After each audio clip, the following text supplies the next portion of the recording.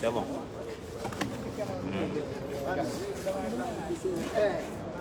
C'est tranquille. On est abonné ici. On est abonné ici.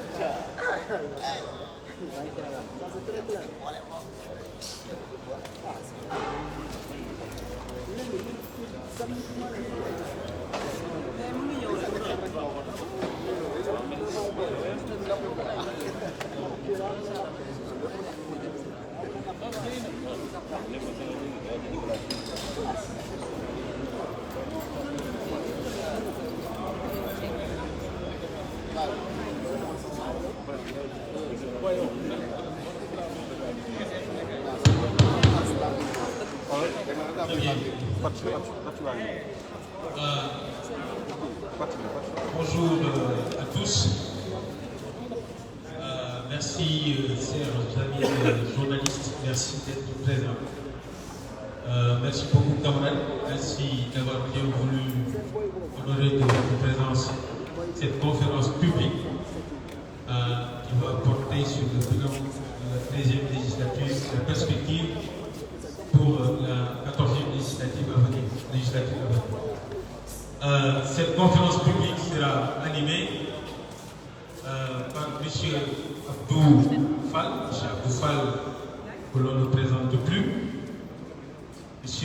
Abdou Fall a été par 2 fois député à l'Assemblée nationale.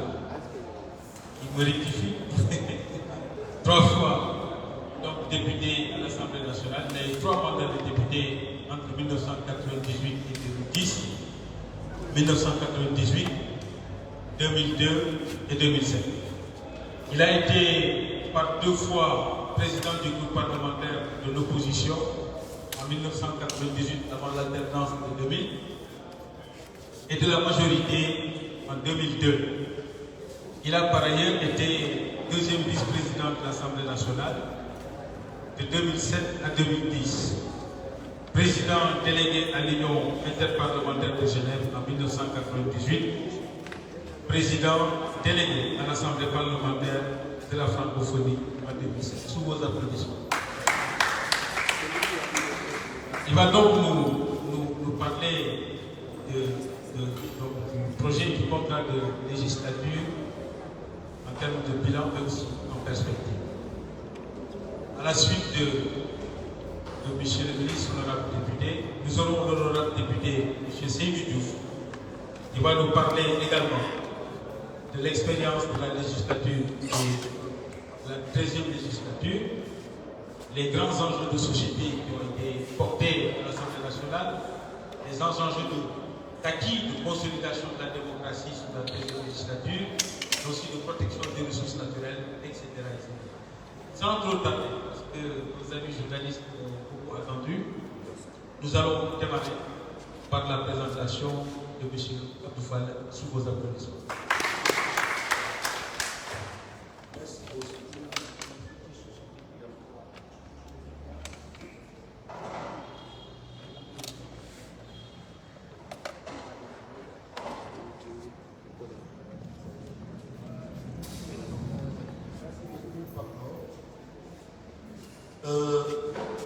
C'est un plaisir pour nous de venir accompagner nos frères l'exercice Parlement qui ont l'avantage d'être dans le feu de l'action, d'avoir la table. J'ai eu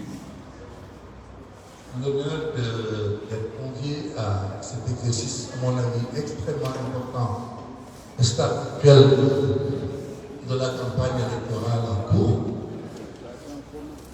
à partir de l'expérience que j'ai eu la chance de vivre au Parlement. Nous sommes en train d'accueillir, sous vos applaudissements, Madame l'honorable députée Juliette, qui, à la suite de la prise de parole de M. Diouf, va partager son expérience. Juliette, merci.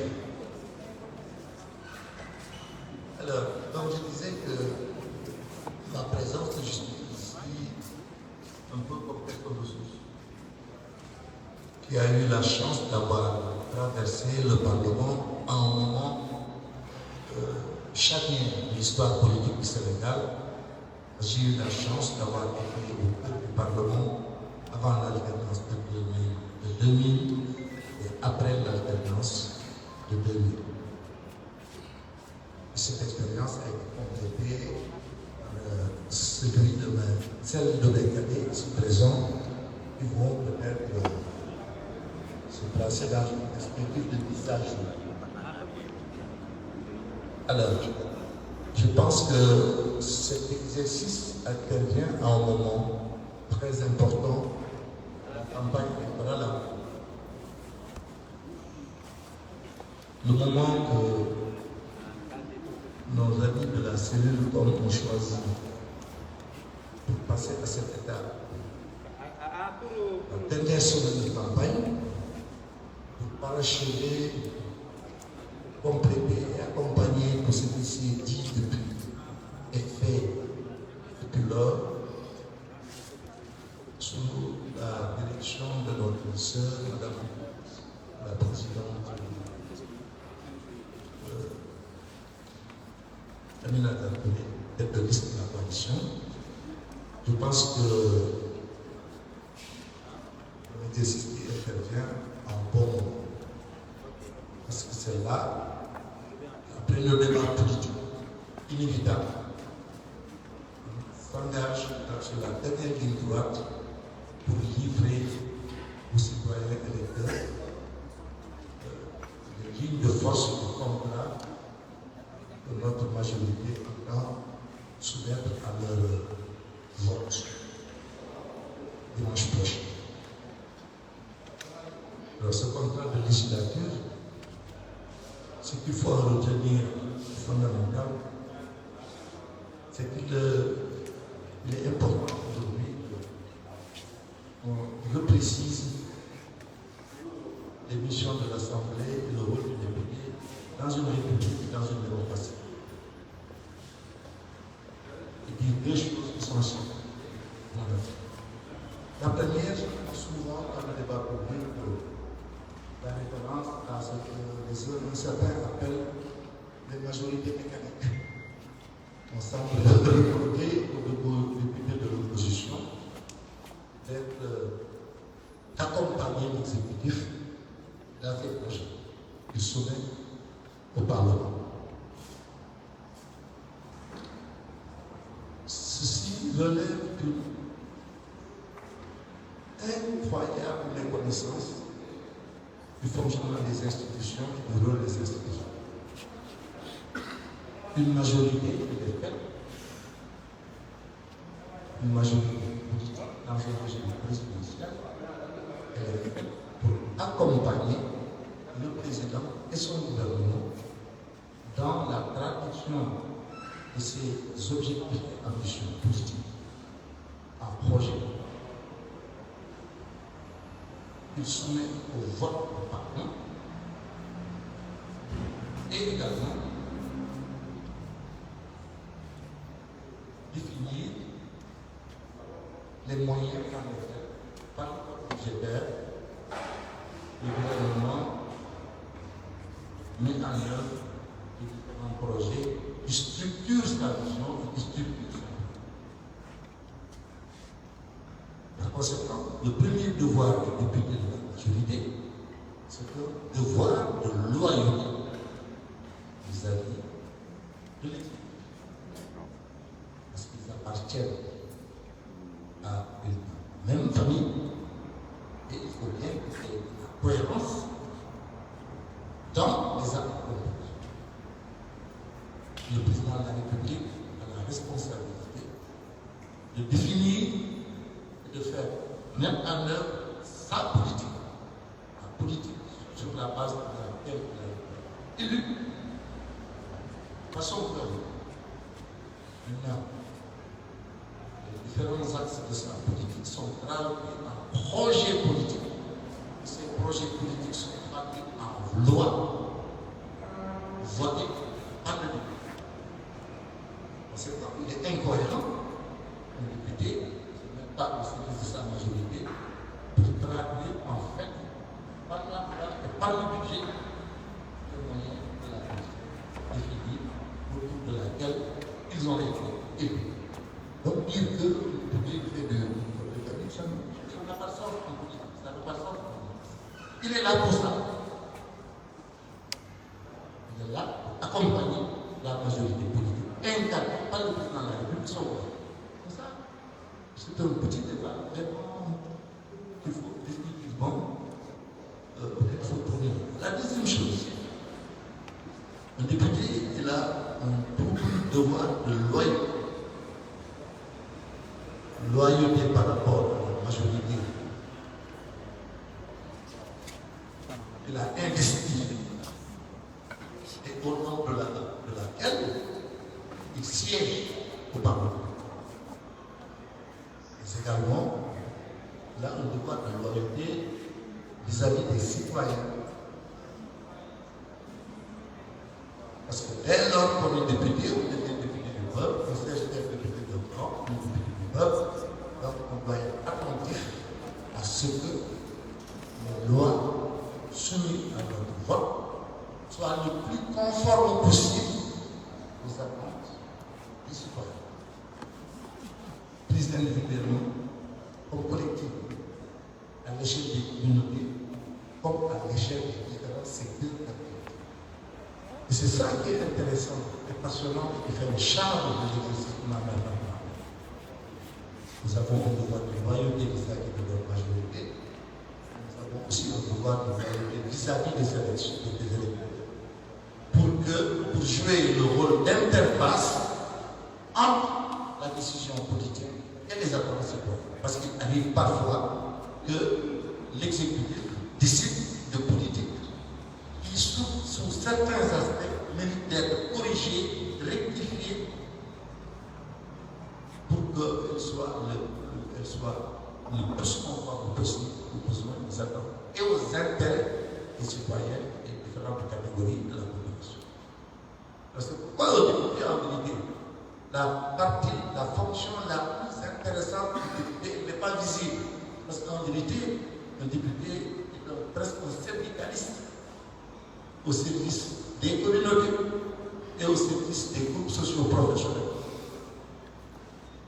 Et il est courant que le député doit voter une loi, procéder à des échanges avec les acteurs du secteur concerné pour que les lois soient le plus conformes aux attentes. C'est la partie non visible de la fonction. C'est double loyauté vis-à-vis de la majorité et la loyauté vis-à-vis du citoyen. Alors, donc ça, c'est d'abord quelque chose de fondamental. Il faut retenir pour que le débat sur le rôle, la place de l'Assemblée des députés soit bien ordonné.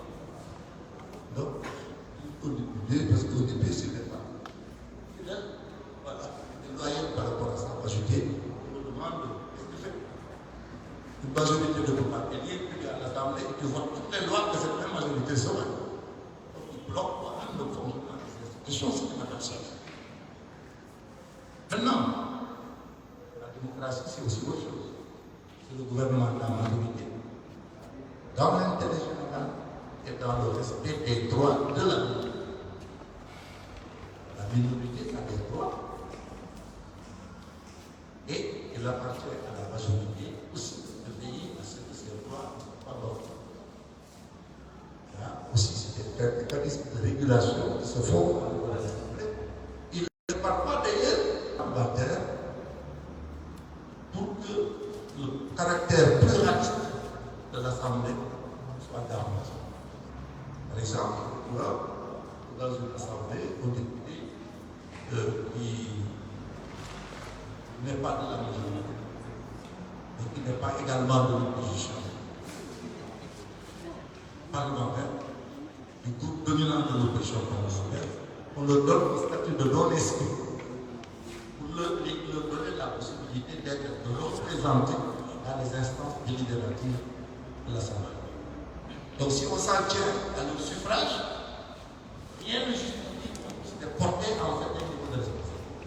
Et ça, c'est des régulations que, par élégance bon, soumettre au statut dans le cadre du règlement intérieur, c'est également une large succession. Pour que vous compreniez. La troisième observation que vous devez également intégrer, c'est que dans une démocratie, il faut qu'on sache c'est quoi la démocratie. La démocratie, c'est un exercice auquel on se livre à travers les institutions,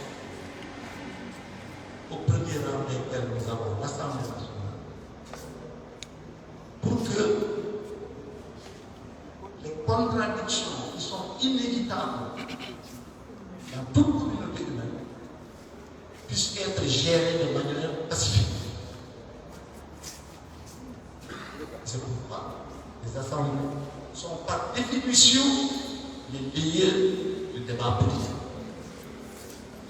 C'est pour éviter que le débat politique soit transféré dans la rue.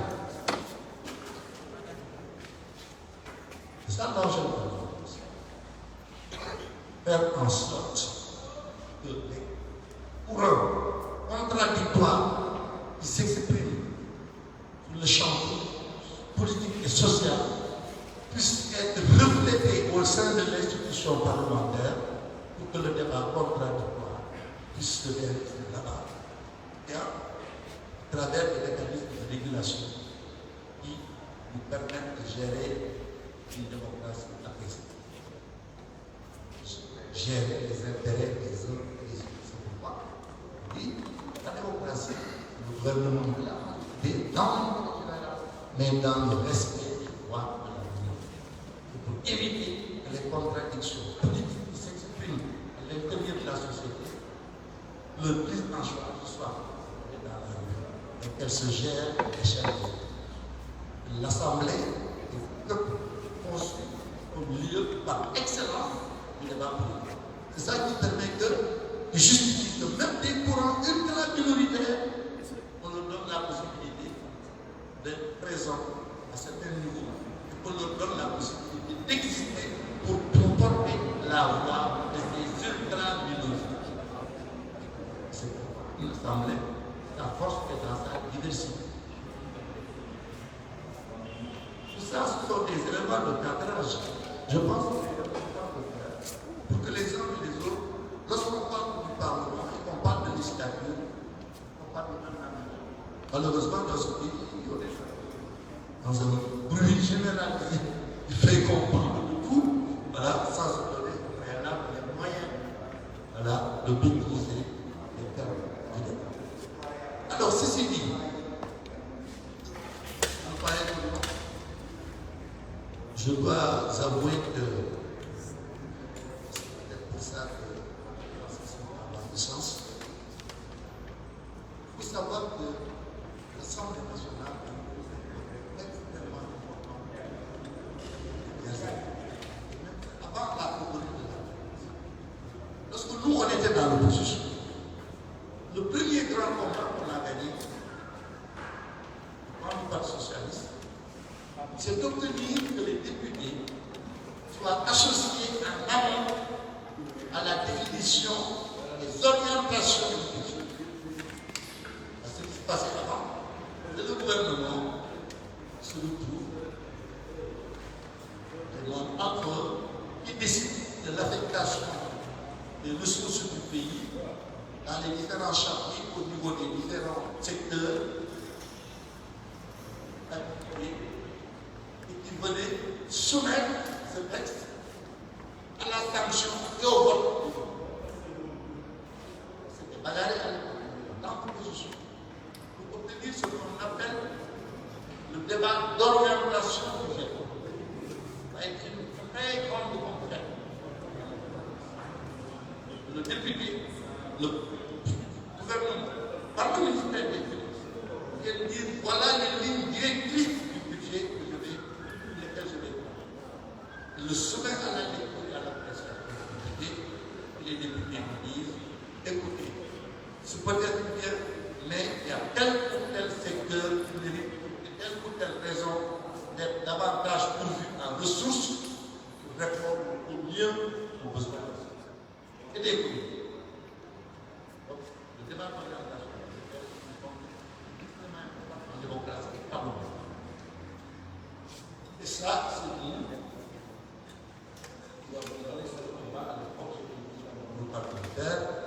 On devait avec les socialistes, Agne, qui était le président du groupe majoritaire, et on a eu des échanges. Et ça, je vais, dans la conclusion, peut-être je reviendrai sur ça. Parce que ce qui était remarquable dans cette période-là, c'est que le député de l'opposition n'a jamais été dans le nihilisme. On défendait nos opinions, on défendait notre vision, on défendait notre ligne, mais on s'est aussi négocié des compromis avec la majorité pour faire avancer des lois, pour porter ensemble des lois qui vont faire avancer la démocratie. Il était très fort dans l'opposition. On se retrouve même en dehors de l'Assemblée pour échanger sur certaines sujets qui permettent. Et là, comme eux qui sont majoritaires, si on trouve un consensus, il les fait porter par sa majorité politique à l'élection de son parti. Et si il valide sur certains sujets, on fait un vote groupé. Unanime. Par exemple, la loi d'orientation budgétaire, on a voté ensemble. Je me souviens aussi, parce que le régime socialiste avait introduit une loi sur la pratique de l'excision. Interdire la pratique de l'excision.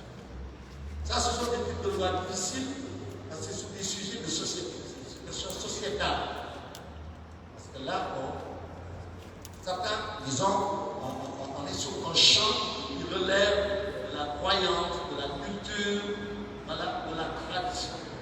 Si on veut légiférer sur ces lois, il y a certaines lois de résistance du côté des communautés qui développent les pratiques.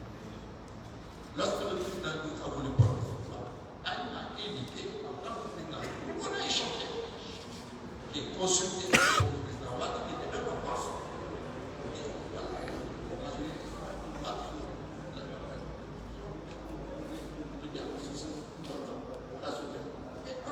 la majorité ensemble, on a négocié avec les communautés résistantes. Les hautes personnalités religieuses et sociales, c'était un sujet de cette loi, et c'est ensemble, majorité et opposition, on a discuté les étaient là, permettre. Finalement, on a fait une réserve, mais quand même, la loi a été faite, c'était une loi vraiment entrer le Sénégal dans la modernité. Ça aussi, c'est la fonction de la loi. Une loi, elle vient sanctionner une pratique sociale. On légifère sanctionner une pratique sociale établie, s'aligner sur des faits de civilisation, mais on légifère aussi pour tirer une société dans une perspective. Cette loi, on fait partie des lois devant nous. Voter pour ça. Alors, donc ça aussi, ça a été une culture d'échange.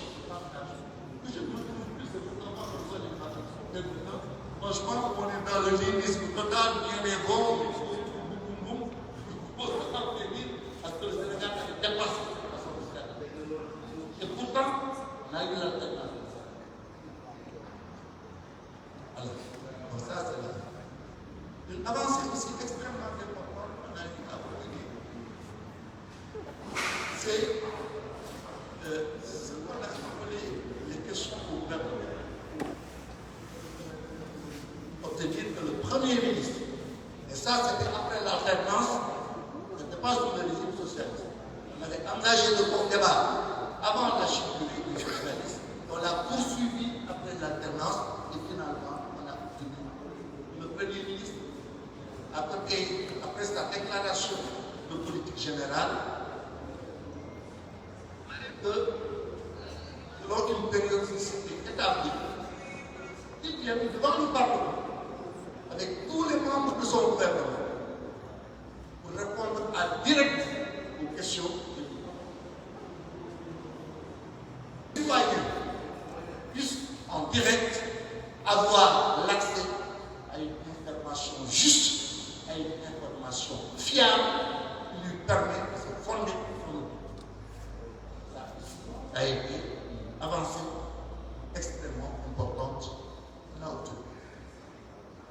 Alors, et il a fallu aussi négocier de ce point de vue. À l'époque, c'est nous qui avons la majorité parlementaire. Voilà, et ça n'a pas empêché de discuter avec nous. Bon.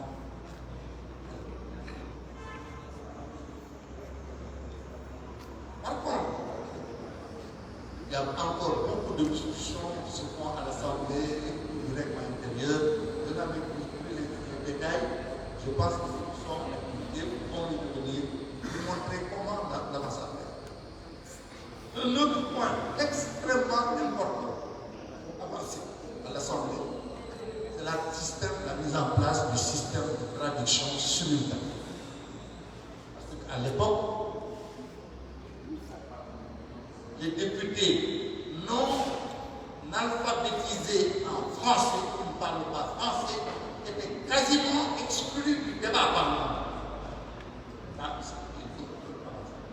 Avec la mise en place du système de traduction simultanée, le député a la possibilité d'entendre en direct les différentes productions dans sa langue maternelle, dans sa langue nationale, et de pouvoir participer au débat au même titre que la langue française qui continue de rester notre langue officielle.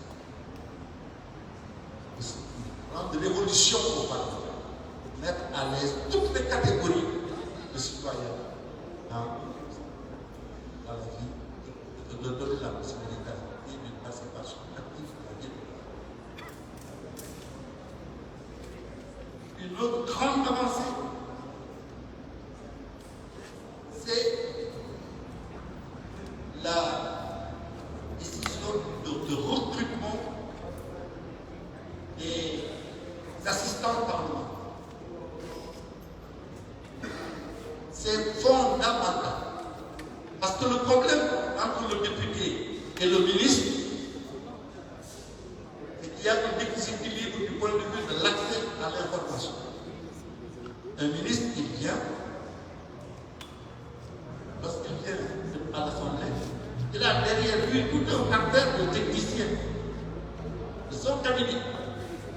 Les conseillers de département, comme les conseillers du cabinet, qui l'assistent sur tous les différents projets. Il vient aussi avec ses directeurs généraux. Il l'aide à se mettre à jour pour répondre à toutes les questions. Le député, il était tout seul. Il se débrouillait par ses propres moyens. Moi, je montre par exemple le voir lorsque j'étais député dans l'opposition.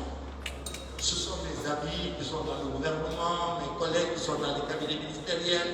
Voilà, derrière lesquels je pourrais avoir la matière première qui me permettait de tenir un débat de niveau avec les mêmes arguments que l'exécutif. Cette question, l'Assemblée l'a aujourd'hui réglée en recrutant des assistants parlementaires qui sont au service du député Et dans chaque domaine où il y a une loi à voter, c'est le rôle de l'assistant parlementaire d'aller faire la collecte des informations pour permettre aux députés de se mettre à jour en termes de niveau d'information, échanger, voilà, avec autant de moyens que le ministre vient avec son partenaire de conseiller et de technicien. Là aussi, une très grande avancée pour que les députés soient dans des conditions optimales, voilà, de débat avec les députés. Et ça a créé quoi? Les députés de ces législatures ont beaucoup plus de moyens de réaliser et obtenir des amendements sur les projets de loi qui leur sont soumis que le député des précédents législatures. Parce qu'ils ont non seulement la traduction simultanée qui les met en niveau en termes d'information, mais ils ont aussi des assistants parlementaires qui les accompagnent, ce qui leur facilite l'accès à la bonne information, l'expression fiable, pour pouvoir débattre. Voilà, débat objectif, plus scientifique. On a rompu le déséquilibre qu'il y a en termes de niveau de maîtrise des dossiers entre l'exécutif et le législatif. Là aussi, ça a été une avancée. Alors, les dernières grandes avancées sur lesquelles il est important qu'on échange, elles portent aussi sur les votes, les lois. Les grandes lois structurantes qui ont été votées lors des dernières semaines. Là, on revient. Parce que c'est eux qui étaient là, pas là lorsqu'on faisait le loi sur l'orientation, par exemple, sur l'aménagement du territoire, la répartition des ressources financières, voilà, sur le code de l'électricité, voilà, etc. Ce sont des grandes lois structurantes sur le contenu local, pour que le secteur privé national soit au cœur des projets économiques, voilà, qui vont être élevés, etc. C'est pour vous dire que l'exercice aujourd'hui, n'oublions pas maintenant, nous avons la chance d'avoir un chef d'État qui a été président de l'Assemblée, qui a été du côté des législatifs, comme du côté du vote de la loi, comme du côté de l'exécutif. Et ceci, aujourd'hui, la relation qu'il y a entre un président chef d'État et un député est tout à fait différente de celle qu'un député pourrait avoir avec un chef d'État qui n'a connu par exemple. Et ça, c'est pour dire que le mandat des députés est devenu aujourd'hui un mandat de dignité extrêmement sérieux. Et les députés qui en veulent ont aujourd'hui beaucoup de moyens pour exercer leur mission dans d'excellentes conditions. Maintenant, on est dans un processus aussi de perfectionnement continu. Là, il y a encore beaucoup d'avancées à faire. Et en ce moment, sur le terrain, c'est ce que nous sommes. Mais en tout cas, ce qui est sûr, c'est que le président de la République a la perspective de donner beaucoup plus de possibilités à l'exécutif.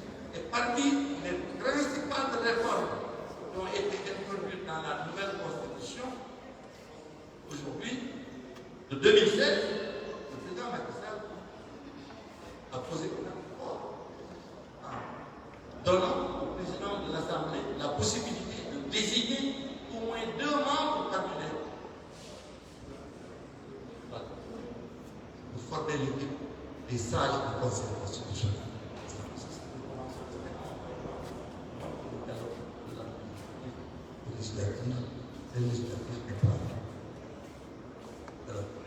Voilà en gros quelques points sur lesquels je vais insister pour vous dire que la nouvelle majorité que nous réclamons, c'est pour aussi aller encore plus loin dans cette direction.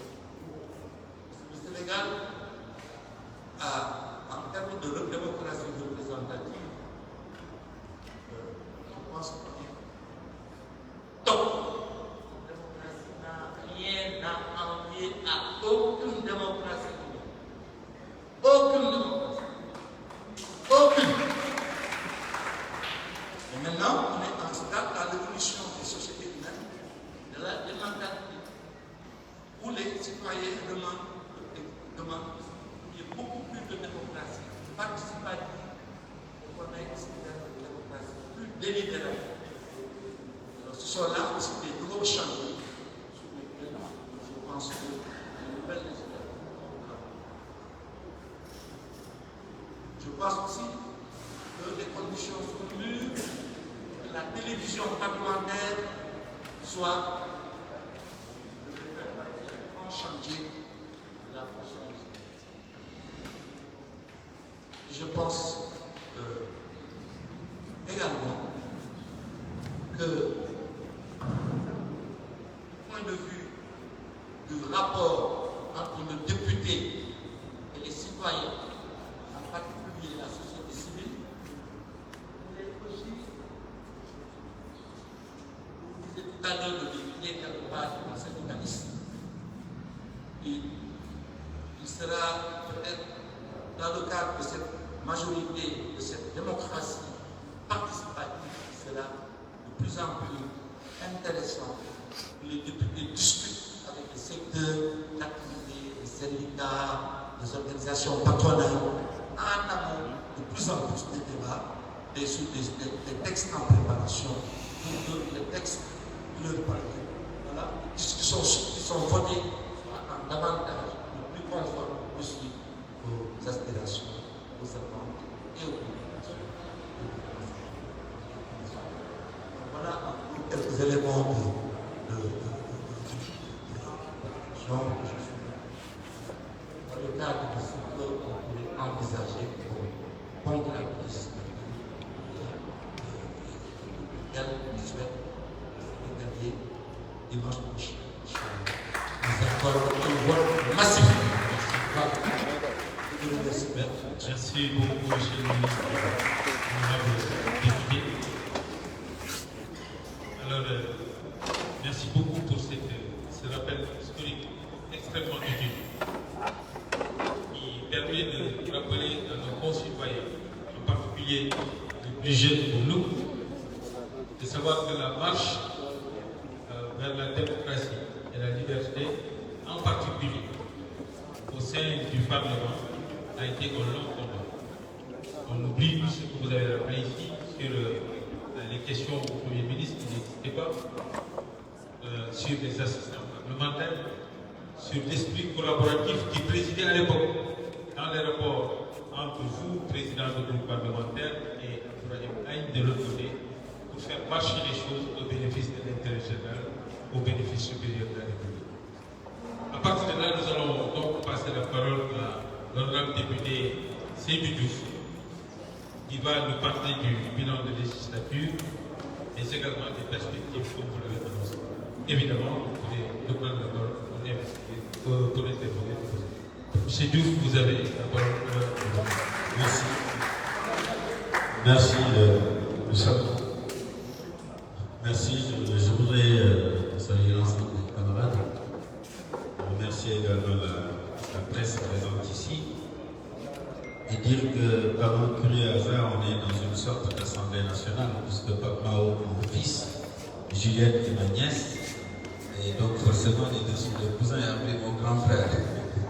C'est cela aussi l'esprit du Sénégal, c'est ça qui fait le choc de notre pays. À la suite de la brillante intervention de mon doyen Fall,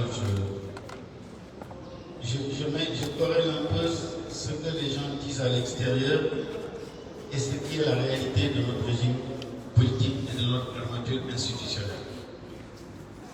Si on regarde bien l'exemple le plus patent d'une assemblée nationale, comme le disait Churchill, il disait que le Parlement anglais peut tout faire sauf changer un homme en femme. Parce que nous sommes là dans un contexte de régime parlementaire. Le régime parlementaire assimilable plus ou moins à un régime d'assemblée.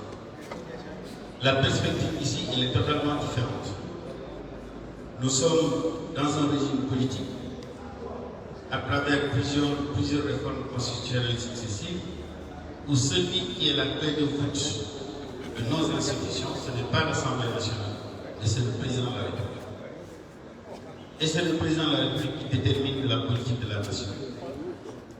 Et nous avons vu dans tous les pays où le président de la République détermine la politique de la nation, une fois élu, son premier réflexe, c'est de demander qu'on mette à sa disposition une majorité parlementaire pour mettre en œuvre ce sur quoi il s'est engagé auprès de son peuple.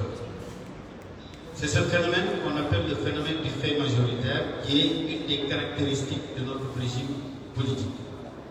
Un président de la République, qui qu'il soit, élu dans le contexte constitutionnel actuel, a besoin d'une majorité pour mener à bien ce sur quoi il a été, ce pourquoi il a été. Ceci dit, si on veut faire le bilan d'une législature, on le fait à partir des 4 fonctions constitutionnelles dévolues à l'Assemblée nationale. Nous le savons, et Akoufa l'a dit tout à l'heure, la première des fonctions d'une Assemblée nationale, c'est la fonction de représentation. Est-ce que cette fonction de représentation doit être comme conduite à l'Assemblée sur les autres, pour ne pas exclusivement dépendre de l'information qui lui provient du gouvernement qui lui présente des projets de loi et qu'elle est chargée de contrôler? Cette ouverture sur ces organisations, si on vient à l'Assemblée nationale dans cette législature-là, c'est caractérisé par la mise en place de réseaux parlementaires sur des domaines spécifiques. Je pense que Juliette travaille beaucoup sur les questions liées à la petite enfance, à la protection de la petite enfance. Moi-même, je suis président du réseau des parlementaires que nous avons créé sur la promotion de la sécurité routière au regard du nombre important d'accidents de la route, où députés de la majorité, de l'opposition comme des non-inscrits, nous ciblons une thématique bien précise qui nous intéresse, nous nous mettons ensemble pour réfléchir ensemble et travailler ensemble. Et la conséquence de ce travail en amont, où nous allons sur le terrain chercher des informations pour mieux nous documenter et documenter nos réflexions, la conséquence de cela, c'est que très souvent, ça nous amène à avoir des votes à l'unanimité. Je prends le cas du code de la route. Lorsqu'il a été présenté au cours de cette législature, parce qu'en amont, les députés s'étaient tous retrouvés, opposition, majorité non inscrits, pour réfléchir et nous ouvrir à ces organisations qui s'occupent de la promotion de la sécurité routière.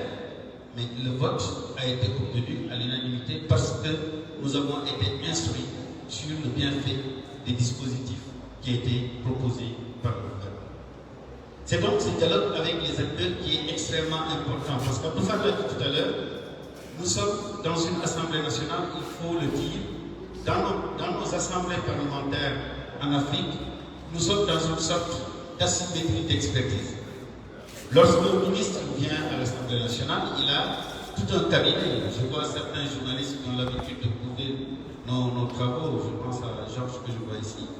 Mais lorsqu'un ministre arrive à l'Assemblée nationale, en commission comme en plénière, vous voyez que le ministre est entouré d'une panoplie d'experts et sur chaque question du député, les réponses nous viennent de derrière. Or, le député, lui, qui pose cette question, il est tout seul. Et aujourd'hui, il reçoit le ministre du Tourisme, celui-là sort, il reçoit le ministre de l'Éducation, celui-là sort, il reçoit le ministre de la Santé. Et sur toutes ces questions-là, le député doit se prononcer alors qu'il est totalement seul. Ça veut dire quoi? Ça veut dire d'abord, il faut régler le problème de l'ouverture de l'Assemblée pour éviter que l'Assemblée nationale ait comme seule source d'information que le gouvernement qu'il est chargé de contrôler. Le deuxième élément, en dehors de cette fonction de représentation qui postule l'ouverture de l'Assemblée et sur lequel nous avons beaucoup travaillé au cours de cette législature, c'est les commissions permanentes qui ne se limitent pas à attendre un projet de loi, mais qui peuvent aller sur le terrain, organiser des visites de terrain, s'imprégner de situations factuelles par rapport au fonctionnement de certains services de l'État. C'est des choses que toutes les commissions permanentes pendant cette législature ont pu initier et c'était une innovation majeure parce que jusqu'à présent, jusqu'à date, les commissions attendaient que le gouvernement vienne présenter un projet de loi, mais aujourd'hui, les commissions permanentes se déplacent, font le tour des services, et je dirais pourquoi il est important que ce dialogue avec les services puisse se tenir à l'extérieur pour renforcer l'information utile à destination des députés. Ça, c'est la fonction de représentation. La deuxième fonction constitutionnelle, c'est la fonction législative. Sur ce plan aussi, je voudrais qu'on s'accorde sur ce qui se fait à travers le monde. On dit souvent l'Assemblée nationale ne travaille pas parce que la plupart des lois sont des projets de loi. Vous allez dans les assemblées nationales où l'expertise est totalement présente, le pourcentage de propositions de loi en général ne dépasse pas 5%. Ici, à l'Assemblée nationale du Sénégal, depuis le début de la législature 2017, nous avons voté 153 lois. 153 lois, mais sur tous les domaines de la vie sociale. On a parlé tout à l'heure il y a des réformes constitutionnelles, c'est la loi sur le parrainage, qui était important dans un dispositif et nous en voyons aujourd'hui les conséquences comparativement aux dernières législatives où le filtre du parrainage n'existait pas. On avait vu le nombre de candidatures et de listes que nous avions. Aujourd'hui, nous voyons le nombre de listes que nous avons.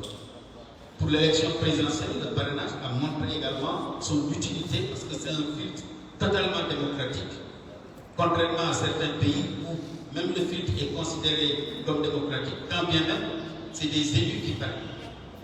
Ici, l'option a été prise dans cette loi pour que le parrainage se fasse par les citoyens, par le citoyen électeur, et c'est un principe démocratique. Nous avons d'autres types de lois. On a parlé du code électoral qui a été modifié à la suite du dialogue national initié par M. le Président de la République, Macky Sall. Mais nous avons plusieurs lois. Quand on prend le secteur des hydrocarbures, nous avons tous entendu le débat sur la malédiction du pétrole. Qu'est-ce que nous allons faire des ressources du pétrole? Est-ce que certains ont même dit, est-ce que Taïlé ou Youssef pétrole, etc. Mais quand on regarde le dispositif juridique qui est mis dans cette loi sur la répartition des recettes tirées des hydrocarbures, on se rend compte de la volonté de transparence et de prise en charge des préoccupations de développement intégrées dans cette loi par le président de la République et son gouvernement. Ça veut dire quoi? Nous avons des recettes. De répartition obéit au terme de cette loi sous trois niveaux. Premier niveau, les recettes vont aller en partie dans le budget de l'État. Le budget de l'État, c'est un gage de transparence et une traçabilité, parce que même les partenaires techniques et financiers, depuis les réformes enclenchées par le Sénégal du point de vue de la maîtrise de son cadrage macroéconomique et budgétaire, les partenaires techniques et financiers, Banque mondiale et tout ça, aujourd'hui sont beaucoup plus dans l'appui budgétaire au lieu de garder les ressources pour pouvoir les utiliser pour le Sénégal. Donc, le premier élément d'analyse, c'est le budget. On sort des recettes tirées des hydrocarbures, on les verse en pourcentage sur le budget de l'État. L'autre élément de recettes, d'affectation, c'est le fonds de stabilisation. Parce que nous avons une ressource sur qui nous comptons, sur laquelle nous comptons, mais cette ressource, au plan mondial aussi, connaît des évolutions erratiques. Ça peut monter, ça peut baisser. Donc, quand on calibre le développement d'un pays sur des recettes qui peuvent monter et baisser, on met en place un mécanisme de stabilisation. Comme ça, quand ça baisse, on tire sur ce mécanisme de stabilisation pour conduire les projets de l'État. Mais l'autre élément le plus important dans cette loi, c'est qu'on pense aux générations futures. Et il y a un fonds qui est mis en place et réservé, qui ne peut pas être utilisé dans l'immédiat, mais qui est réservé aux générations futures. Et ce modèle de partage des recettes, budget, stabilisation, génération future, est un modèle innovant que nous ne retrouvons pas en Afrique. Et le Sénégal a été un pays qui a beaucoup travaillé sur cette problématique-là avec un pays comme la Norvège, qui, en la matière, a pu porter un développement à travers la répartition et la bonne utilisation de ces relais hydrocarbures. Mais bien entendu, il y a eu d'autres lois. Il y a la loi sur la loi d'orientation sociale, sur l'économie sociale et solidaire. Parce que pendant longtemps aussi, ce qui bloquait le développement économique de notre pays, c'est que si vous êtes acteur économique, si vous n'êtes pas formel, vous ne pouvez pas avoir accès à des financements et à des garanties. Aujourd'hui, à travers la loi sur l'économie sociale et solidaire et la promotion de l'économie populaire, il y a des mécanismes d'accompagnement des acteurs qui ne sont pas forcément des sociétés formelles. Je pense à l'agriculteur qui est dans la zone des Niayes, qui peut faire des investissements sur 5 hectares, sur 10 hectares, qui n'a pas de société et qui a besoin, pour mener à bien son activité, d'être accompagné à travers des financements de ces campagnes agricoles.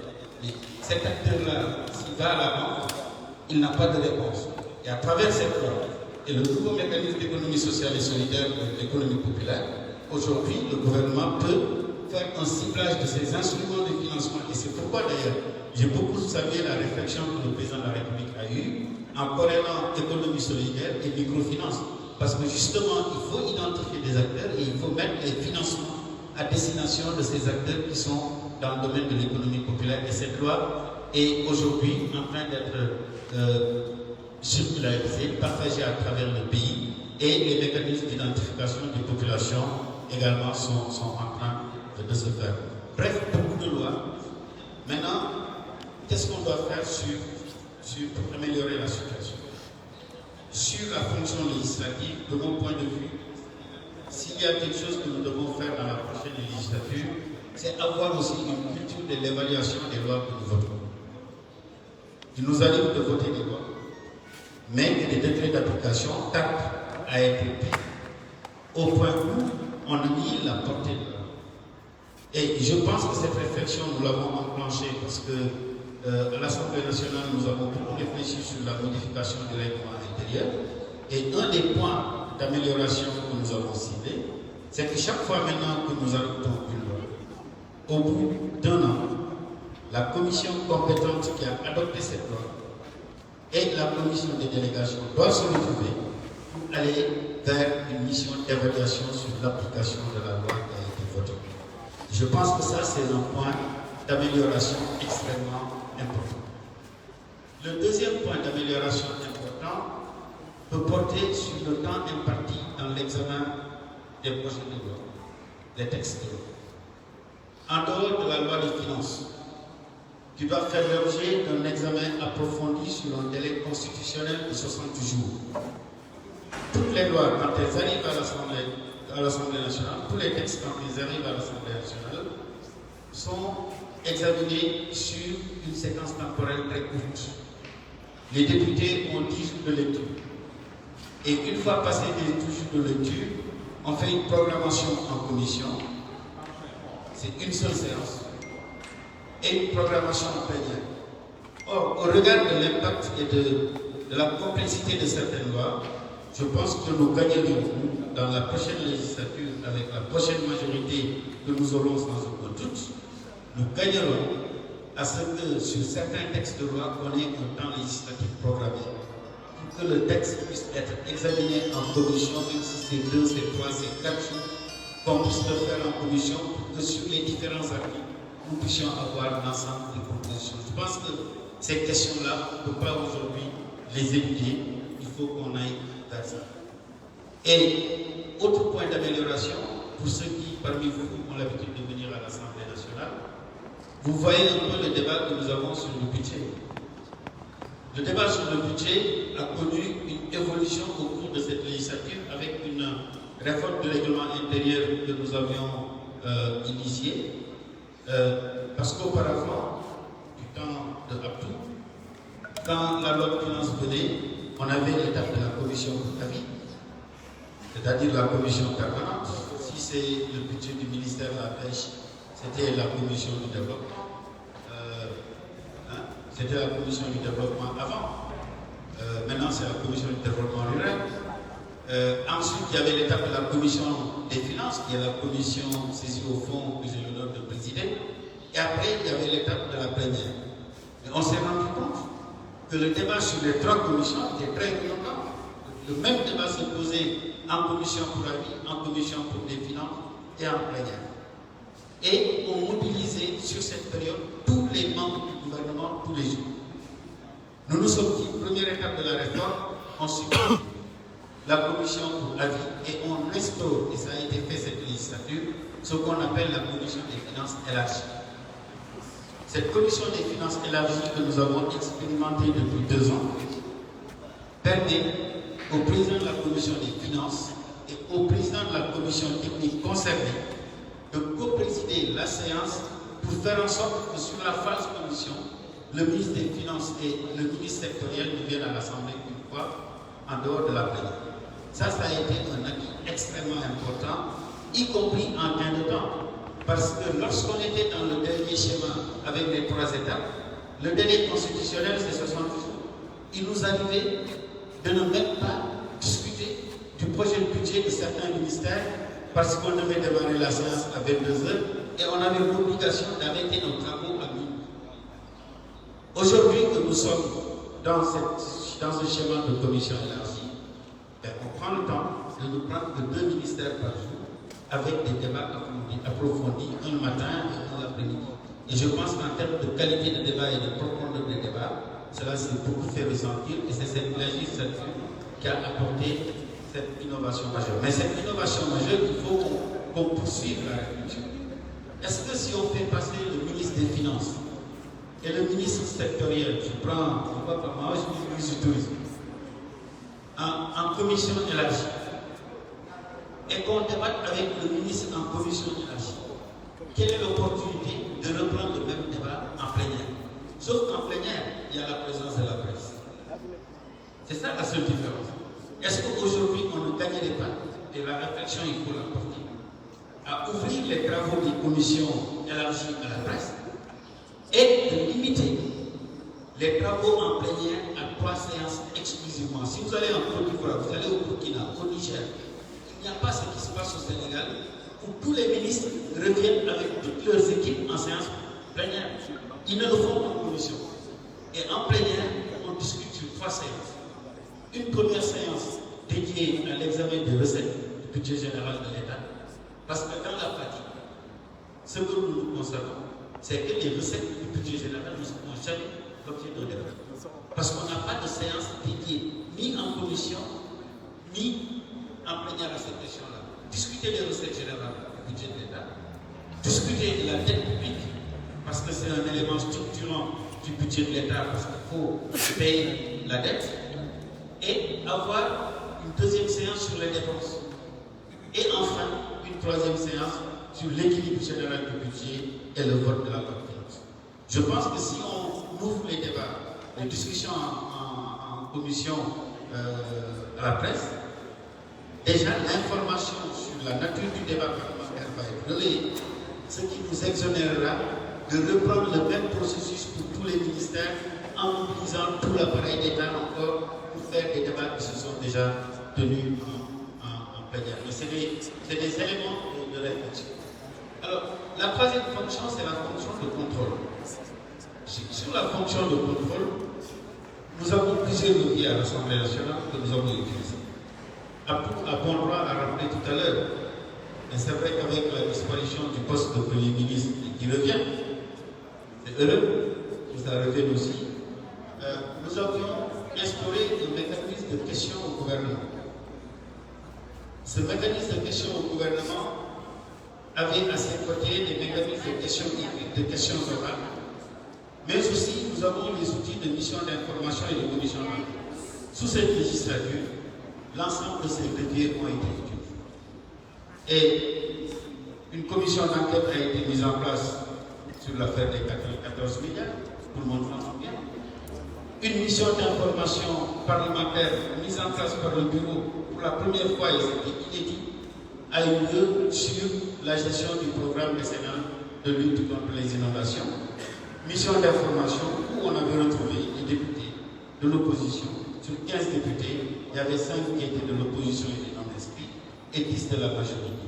Et ces députés ont fait un travail de fond en termes de revue documentaire, en termes d'audition. 7 ministres ont été auditionnés sur la gestion des inondations. 4 directeurs généraux ont été auditionnés, 6 directeurs ont été auditionnés et la mission a été éclatée en 5 groupes qui ont sillonné tout le territoire national. Pas une seule région n'a été saucée. Et le rapport qui faisait environ 300 et quelques pages, c'est la première fois d'ailleurs à l'Assemblée qu'on a produit un rapport aussi documenté avec des éléments factuels.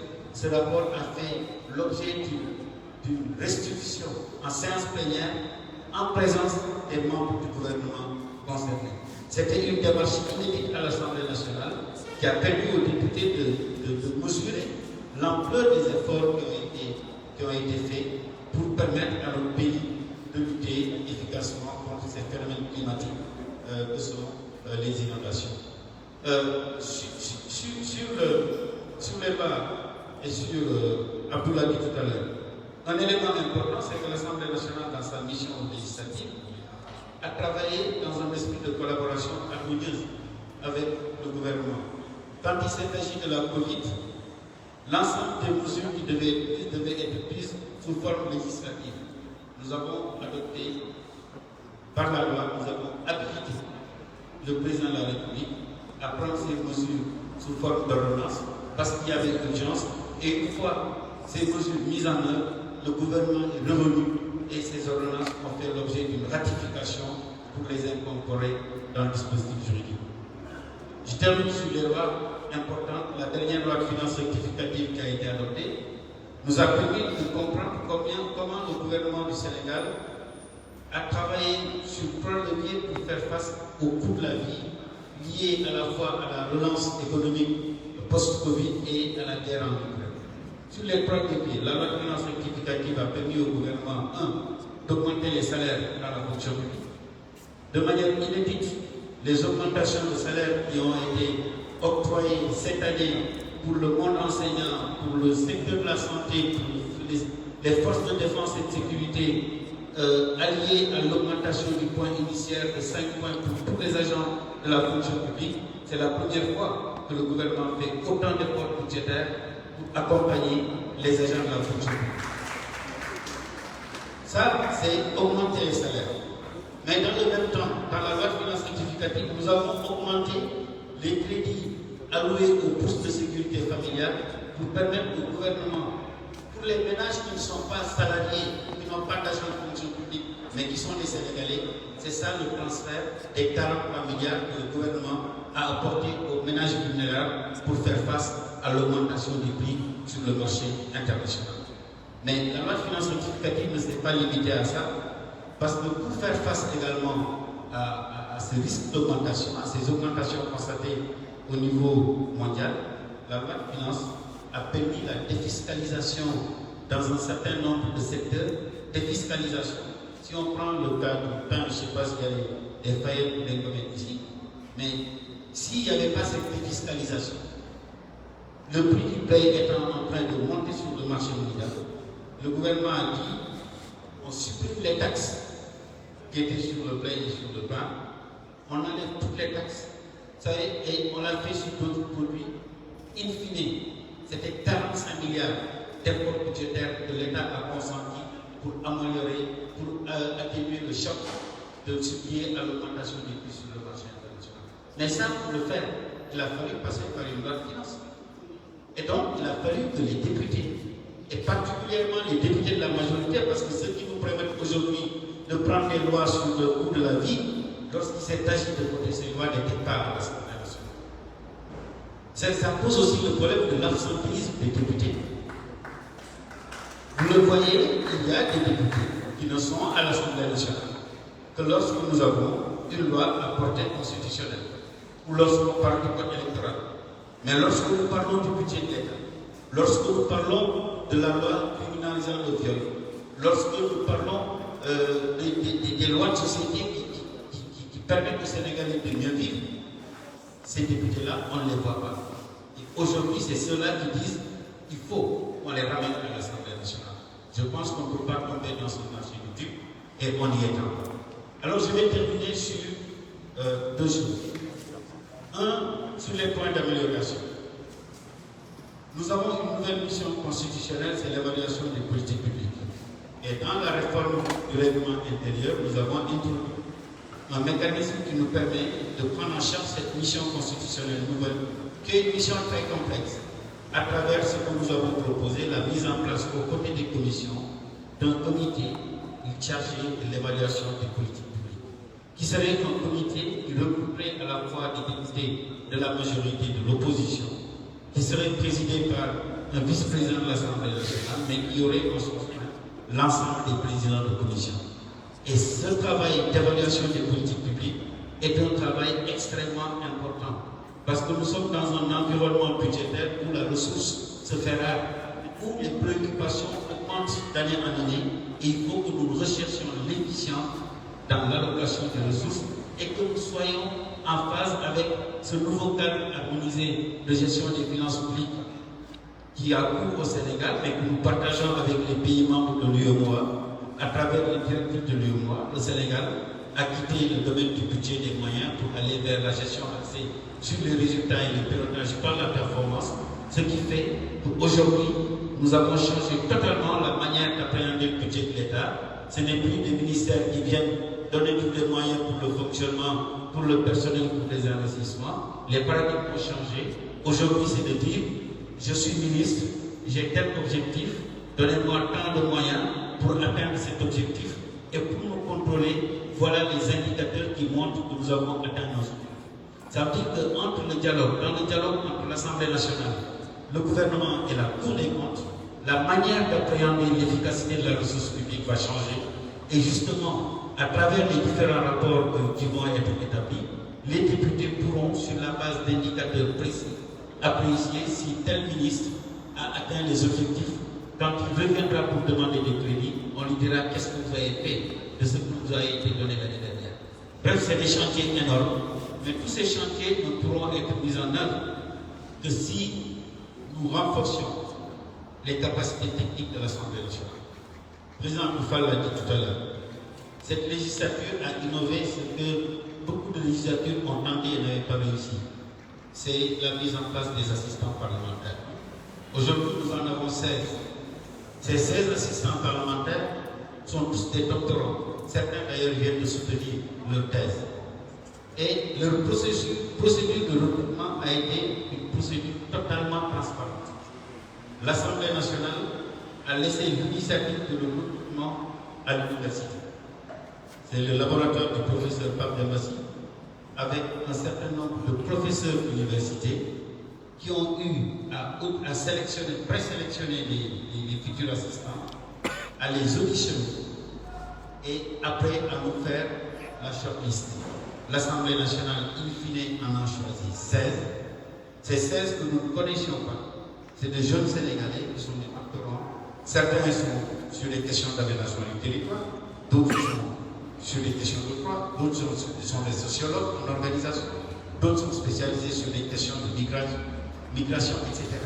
Et donc ces 16 assistants parlementaires, dont moi-même j'ai été le répondant, puisque j'avais suivi tout le processus de leur recrutement, et leur formation sur la connaissance de l'Assemblée, sont aujourd'hui opérationnels. Et leur input, on le mesure à la qualité des rapports que nous faisons à l'Assemblée nationale. Parce qu'au rythme où les rapports sont faits, notamment pendant la période budgétaire, s'il faut laisser tout le travail reposer sur les épaules des rapporteurs, on a eu souvent des problèmes. Aujourd'hui, l'Assemblée a dépassé ce stade-là. Ces assistants ont maintenant la main, ils font un excellent travail de reporting sur l'ensemble de nos travaux en commission et en plénière. Mais j'estime qu'il y a encore un point d'amélioration. Et je termine par là. C'est qu'il nous faut, à l'Assemblée, mettre en place une cellule d'analyse et d'expertise.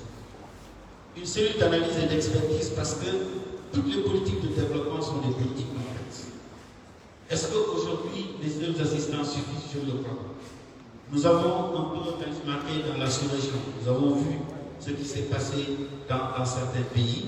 Et dans les pays de la sous-région, ces cellules d'analyse ont permis d'avoir 4 ou 5 experts, un coordonnateur, 4 experts, un expert en légistique parce qu'on se prononce beaucoup sur les questions de loi, le code de la loi, il faut connaître le domaine de la loi et le domaine du pouvoir réglementaire, un expert sur les questions de finances publiques, parce qu'une grande partie de l'Assemblée nationale, une grande partie du travail de l'Assemblée nationale repose sur les prérogatives budgétaires, un expert en macroéconomie, un expert en sociologie. Dans un premier temps, c'est des réflexions qui sont portées, mais qui doivent être poursuivies par la législature à venir. Enfin, je le dirais, nous avons vécu une législature où, sur toutes les initiatives, l'Assemblée nationale s'est voulue inclusive. Chaque fois que le besoin, y compris quand il s'est agi de réformer le règlement intérieur, Juliette est là, elle témoigne, le président de l'Assemblée nationale m'avait demandé de coordonner le groupe de travail. Et dans ce groupe de travail, il y avait les députés de la majorité, il y avait les députés de l'opposition, du groupe Liberté démocratique, et il y avait les non-inscrits. Et nous avons collégialement travaillé pendant 3 jours sur la proposition de loi portant modification du règlement intérieur. Et ce texte, après, a été voté à l'unanimité. Ça prouve donc que cette recherche du dialogue interne à l'Assemblée nationale, mais toujours dans le respect de la configuration politique de l'Assemblée. Parce que l'ensemble des fonctions, l'ensemble des initiatives prises à l'Assemblée nationale doivent refléter la configuration politique de l'Assemblée, autrement exprimé, c'est le niveau de représentation de chaque entité qui confère des droits au sein de la désignation dans les délégations.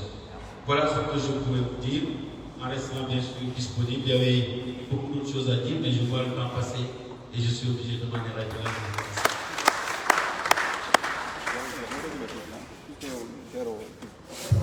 Merci beaucoup, honorable député Seydou Diouf, pour cette brillante intervention qui a précisé beaucoup de choses. Parce que nous avons beaucoup de caricatures sur la mission des députés et sur ce qui se passe à l'Assemblée nationale. Votre intervention est sans opposition. L'intervention complémentaire de l'honorable député Juliette Zenga, ma sœur. Nous allons vous donner la parole pour intervenir et compléter certainement ce que l'honorable député Seydou Diouf a dit. Merci beaucoup. Merci beaucoup, Mahmoud. Je vous salue et je vous remercie de cette opportunité de rencontre sur le contrat de législature. Moi, je crois qu'aujourd'hui, les 2 hommes qui ont précédé parlent beaucoup avec ce public. C'est pour cela qu'aujourd'hui, on fait tout pour les femmes et le mot à dire, parce que quand on leur laisse la parole à la fin, ils nous excluent. Et je salue aussi toutes ces tribunes qui sont là, et la presse aussi, pour pouvoir au moins accompagner et participer à ce qui s'est fait lors de cette 13e législature et rappelé par l'honorable député le président Seydou Diouf qui occupe la commission des finances et du contrôle budgétaire, donc qui a apporté beaucoup à cette 13e législature parce qu'avant ça, il avait déjà la commission des lois et de la décentralisation. Moi, surtout pour ce contrat de législature, je dirais que le DIC vient de finir par le règlement intérieur qui est une loi organique, mais surtout sur le statut du député, parce qu'aujourd'hui, ce qu'on demande, c'est la redevabilité pour le député qui a siégé lors de législature, et c'est tout à fait normal. Et le bilan que les députés font, c'est surtout par rapport à l'assise, parce qu'on dit que le député est le représentant d'une département. Parce que, comme je le dis, l'Assemblée nationale est le Sénégal en miniature. Donc, le Sénégal est représenté au niveau de cette institution. Et effectivement, pour le statut du député, par rapport aux compétences, capacités du député, pour pouvoir accompagner aujourd'hui ce que nous sommes en train de faire, parce que toutes les lois dont on parle, nous avons notre constitution, nous avons aujourd'hui, comme je l'ai dit, les lois de souveraineté par rapport au ministère sectoriel, mais nous avons aussi les lois d'harmonisation par rapport à ce qui se fait à l'extérieur, les conventions internationales, protocoles d'accord et autres. Arriver au pays, on doit au moins les harmoniser par rapport à nos textes nationaux. Moi, je crois qu'aussi, comme le président définit la politique de la nation, tout ce qui se fait au niveau de nos institutions, on se base, comme le Conseil constitutionnel, sur notre constitution, qui est notre assise sociale. Donc, il faudrait au moins qu'on puisse rappeler toujours cela par rapport aux gens qui veulent amener et manipuler, et surtout à la population. Mais aujourd'hui, n'oublions pas que nous avons aussi la nation, la politique de la nation qui est déterminée aujourd'hui par le président de la République, qui a une vision qui est basée sur le PSE, qui est le plan Sénégal émergent. Donc, de telle sorte que ce plan émergent est sur jusqu'à 2035. De telle sorte qu'aujourd'hui, peut-être c'est tout là un peu oublié, parce qu'avec le budget programme, nous avons les engagements, les autorisations d'engagement, qui aujourd'hui, on ne fait plus le budget annuellement, mais on peut avoir des engagements sur 3 ans, et pour un peu ne pas arrêter brusquement ce qui se fait, parce qu'aujourd'hui, le budget programme, c'est pour surtout les résultats. Et quand on parle de résultats, c'est pour l'impact des politiques publiques que nous menons au niveau que nous votons à travers ces lois, pour que la population puisse se sentir. Parce que c'est à la population de s'approprier ces lois qui sont universelles, mais aussi ça va permettre de pouvoir au moins faire cette évaluation qui est reposée sur l'impact et les indicateurs. Parce que si on fait une réforme aujourd'hui par rapport aux lois qui sont votées, donc si je prends aujourd'hui la loi sur le loyer, elle a été votée, qui est une bonne loi, mais on a constaté des insuffisances. Et maintenant, c'est bon qu'on puisse revenir par rapport à l'impact de cette loi, ressenti par la population, vécu par la population, pour aller vers des réformes quand même qui puissent s'adapter vraiment aux politiques qui sont devenues. Effectivement, la redevabilité est normale. On vient de département.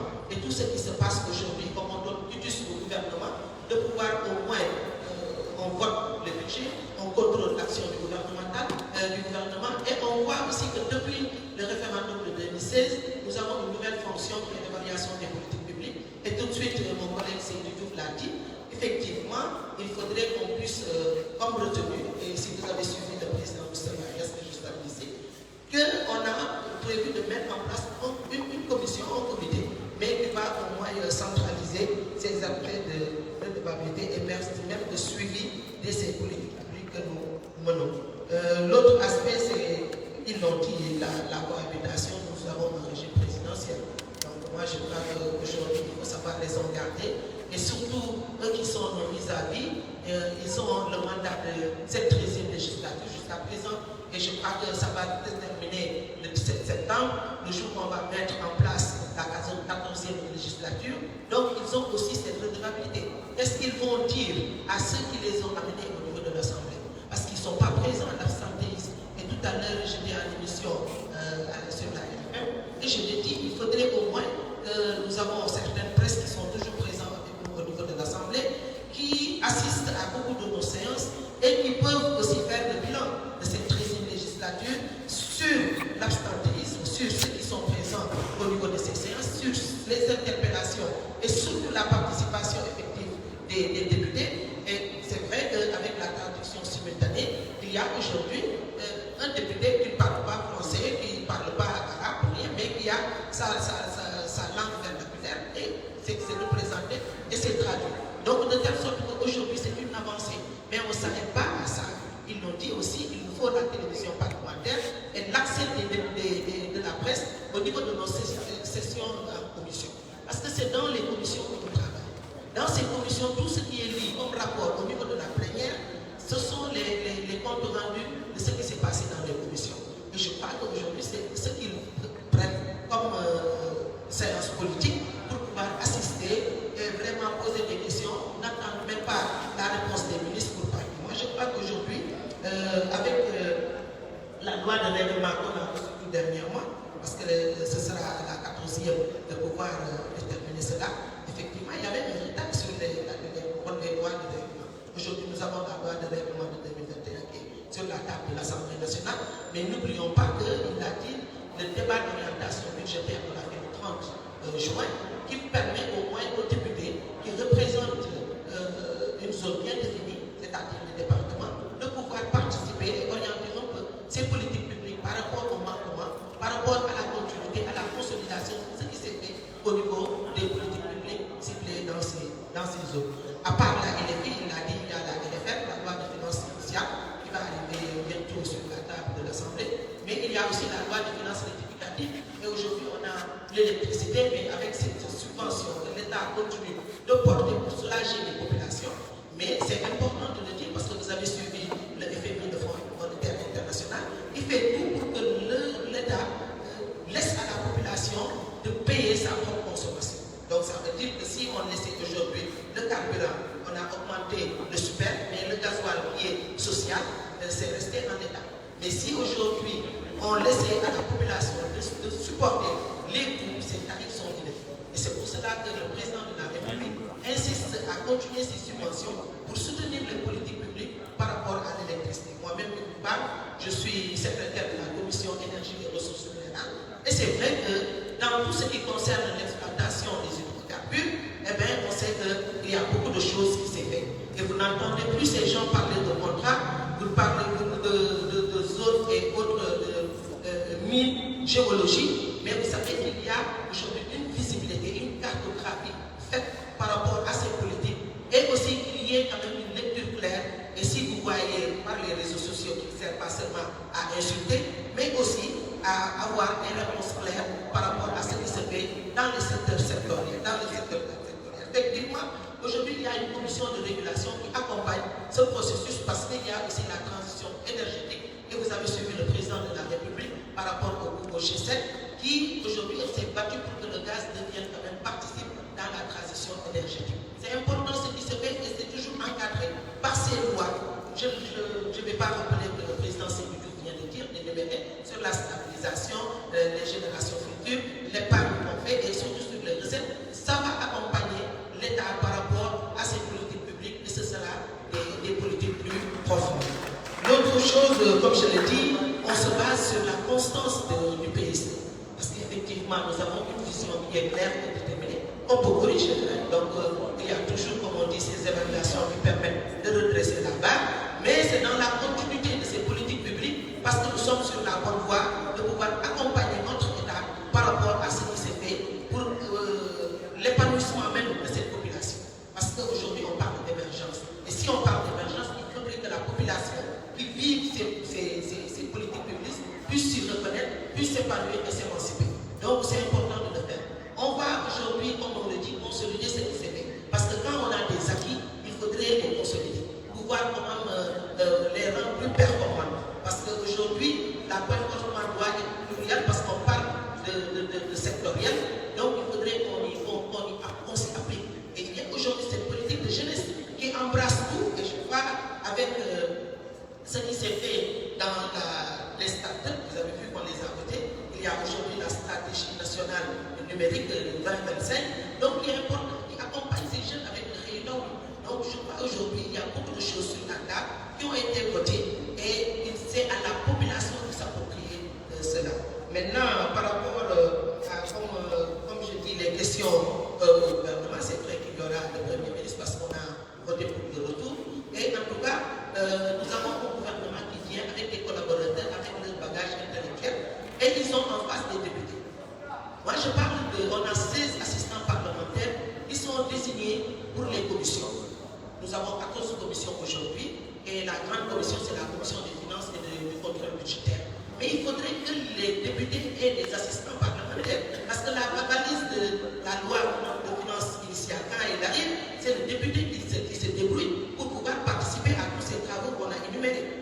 Et maintenant, il faudrait au moins qu'il y ait un accompagnement par rapport, des mesures d'accompagnement par rapport à ce qui se fait comme activité pour une meilleure visibilité de ce qui est déterminé dans cette loi de finances initiale. Et aujourd'hui, on a le document de budgétisation genre, qui est une avancée aussi.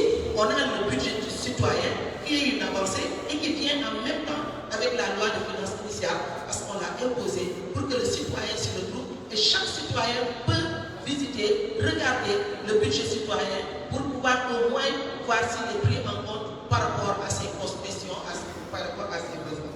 Il y a aussi, comme je dis, la loi d'orientation sur le littoral. Ça aussi, ça fait partie des perspectives. Parce qu'il y a la loi sur le littoral qu'on avait dit, mais aujourd'hui, on va vers la loi d'orientation sur le littoral et la loi sur la biodiversité.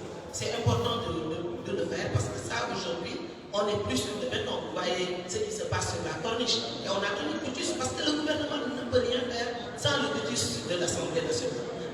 L'Assemblée nationale est là pour une majorité, pour la continuité des actions du gouvernement. Mais ceux qui sont en face aujourd'hui, ils nous parlent de majorité.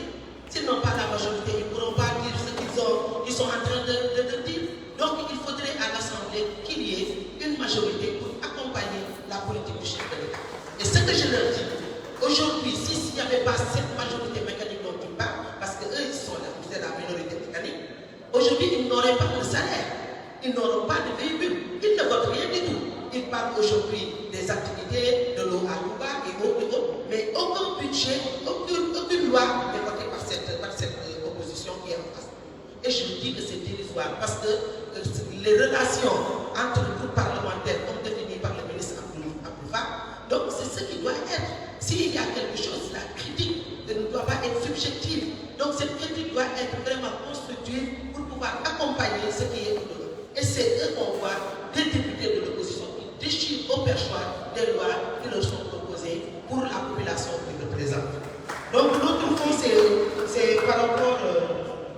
je crois que je l'ai dit tout de suite, les commissions.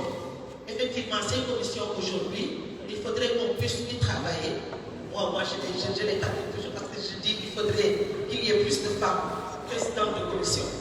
Parce que nous avons 14 femmes, mais en tout cas, c'est ça. Il faudrait que cette présence féminine, parce que je ne le dis pas seulement parce que nous sommes des femmes, mais on sait qu'aujourd'hui, avec les objectifs de développement durable, où nos États ont ratifié cela par rapport aux conventions qui sont internationales, il faudrait qu'on puisse donner la place qu'occupent les femmes dans ces politiques. Et actuellement, c'est ce qui se fait. Il y a le président de la République aujourd'hui qui est président de l'Union africaine. Vous regardez bien avec l'agenda 2063, eh bien, il y a beaucoup de choses qui se font pour l'Afrique. Et quand on parle d'Afrique, il y a le Sénégal qui est là. Et c'est le président de la République aujourd'hui qui porte cette politique pour amener au devant le petit pays que nous sommes qui représente le Sénégal. Je dirais aussi, je crois que j'ai mis les perspectives.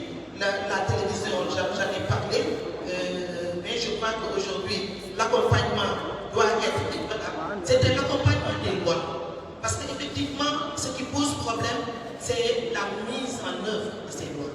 Donc, de telle sorte que quand la loi arrive à l'Assemblée, ça fait partie des doléances des députés, qu'on puisse accompagner la proposition du décret d'application pour qu'ensemble, si la loi est acceptée, promulguée, que automatiquement, que ça soit mis en œuvre, il y a l'applicabilité. Ça, en tout cas, on a aussi visité certains pays, dont le Burkina Faso. Il n'y a aucune loi qui vient à l'Assemblée sans être accompagnée par la proposition de décret d'application.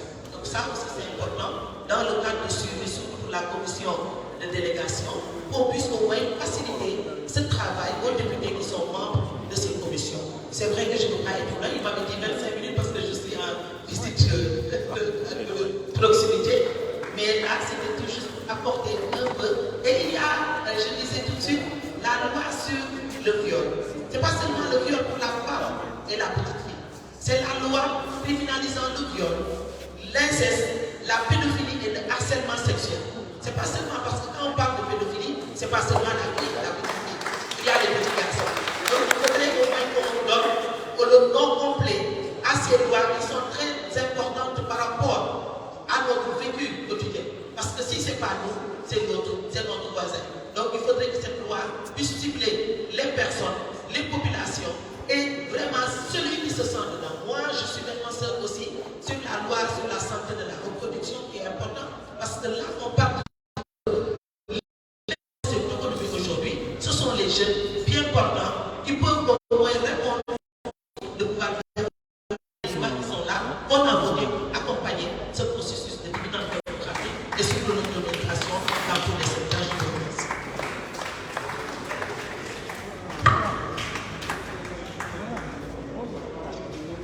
Merci beaucoup, honorable député Julien Zenga. Je pense que nous arrivons au terme de nos échanges. waxtaan nañ fi waxtaan bu yaatu bu jëm ci député yi naka la ñuy liggéey lan mooy seeni contrainte naka la Assemblée nationale ci taarixu sunu démocratie. Monsieur le ministre, honorable député Moussa fàttali les questions à l'Assemblée nationale au Premier ministre sax complète la ci mission bi nga xam ne mooy mission de consolidation sunu démocratie rawatina Assemblée nationale nga teg ci assistant parlementaire ñi yokk na honorable député Seydou Diouf delsi na ci mission député yëpp du contrôle de l'action publique l'action de l'exécutif sur le vote des lois sur les commissions parlementaires ci li nga xam ne mooy détail bu gën a ndaw buy définir suñu vie au quotidien te ñoom ñu di ci liggéey 24 heures sur 24. Pour terminer soxna si honorable député Julien Zenga moom itamit ñëw na fàttali li nga xam ne mooy jeexitalu seen liggéey au quotidien sur l'équilibre du budget sur les budgets programmes sur les missions yi nga xam ne moom la ñuy saytu pour mun a tabax ay loi ak yoon yoo xam ne dina protéger njaboot del si li nga xam ne mooy loi bi ñu voté ci li nga xam ne mooy inceste jëm ci siif ak protéger xale yi nga xam ne dañuy bañ di këf leen wala seytaane dugg ci ñoom loolu yëpp liggéey la boo xam ne 24 heures sur 24 li ngay liggéey fàttali nag ne am na député yu fay teew di ko ko liggéey di ko saytu am na yoo xam ne nag saa yoo xeex amee ak xoloo bi dañuy teew ci assemblée nationale. donc majorité Benno Bokk Yaakaar am na projet législatif am na projet de législature bi fi génn liggéey na fi liggéey bu mucc ayib boo xam ne protéger na suñu hydrocarbures ak suñu ressources naturelles boo xam ne protéger na njaboot boo xam ne def renforcer la sécurité du Sénégal boo xam ne mettre na des piliers qui permettent de garantir le développement économique et social du Sénégal à travers le plan Sénégal émergent. muy fàttali nag ne majorité moom faw mu am ndax majorité moom ku yor exécutif faw nga am assemblée nationale bu majoritaire buy ànd ak yow si nit ñi te loolu nag ñi koy ŋaañ ñi naan majorité mécanique soxna si nee na ñoom it minorité mécanique la ñu te wax na dëgg waaw donc assemblée nationale moom majorité bu ànd ak régime di ko voter loi yi nga xam ne moo koy permettre mu liggéey ci askan bi c'est la moindre des choses donc conférence publique bi nag dañ ko defar waaw kon benn ba ñaar ba ñetti question rek ñu jël ñetti question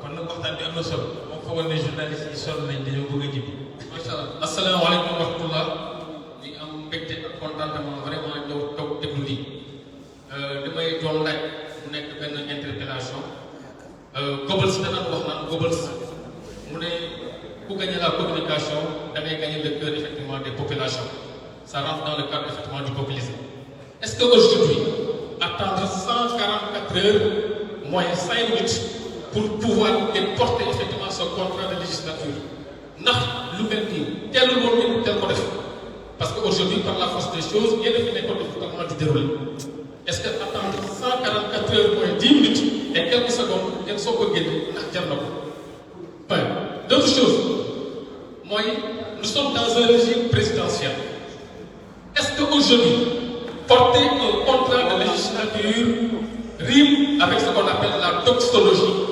Je vous remercie.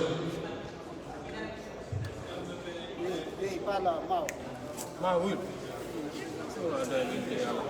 Non, pas une question quand même. Oui, une question. Non, pas une quand même. Vous avez retenu au moins les gens depuis de 16h à 20h. Merci à tous. Je suis Gaston Massali, journaliste au quotidien Libération. Alors, pour commencer d'abord, je voudrais au moins demander à vous, organisateurs de ce débat, de savoir que la personne qui vient qui prendre le micro, qui décline au moins son identité, parce que nous ne savons pas qui il est. Et nous, comme vous parlez de point de conférence de presse, nous voudrions savoir exactement ceux qui prennent le micro devant nous, s'ils sont journalistes comme nous ou pas. Ça, c'est la première précision que je voudrais faire. Bon, je n'ai rien contre lui, mais personne ne sait qui il est parmi nous ici. Alors, moi, j'ai deux interpellations peut-être. D'abord au ministre, au député Seydou Diouf. Vous avez parlé un peu du délai imparti aux députés pour le vote de certaines lois. Et vous pensez qu'aujourd'hui, si vous avez encore la majorité à l'Assemblée nationale pour la 4e législature, vous pensez qu'au moins ce délai-là doit être revu à la hausse, en tout cas qui est prolongé pour que vous puissiez au moins évaluer et examiner les lois qui vous arrivent. D'accord. Je voudrais savoir aujourd'hui, maintenant, avec les lois, les projets de loi qui arrivent en urgence, comment allez-vous procéder? Ça, c'est la première question. La deuxième question, c'est à l'honorable députée Mme Juliette Zenga. J'apprécie vraiment la loi sur la parité. Effectivement, vous avez parlé tantôt au moins de la position des femmes à l'Assemblée nationale. Je voudrais savoir aussi, si vous avez la majorité prochainement, est-ce que pour le bureau de l'Assemblée nationale, cette fois-ci, on va avoir comme président de l'Assemblée nationale et que le vice-président soit une dame? Parce que ça aussi, c'est un grand problème à l'Assemblée nationale et je crois qu'à ce niveau, la parité n'est pas respectée. Vous avez tenté de donner des arguments jusque-là. Je voudrais savoir, est-ce que pour cette 4e législature, ce problème va être résolu? Merci.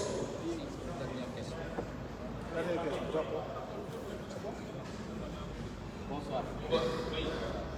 Alors, on a deux questions pour troisième intervention. Bonsoir.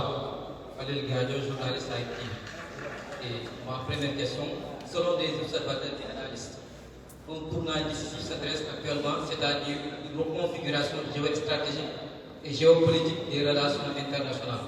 Alors, le Sénégal sera au cœur et même un allié très convoité en sa qualité de producteur de gaz et de pétrole.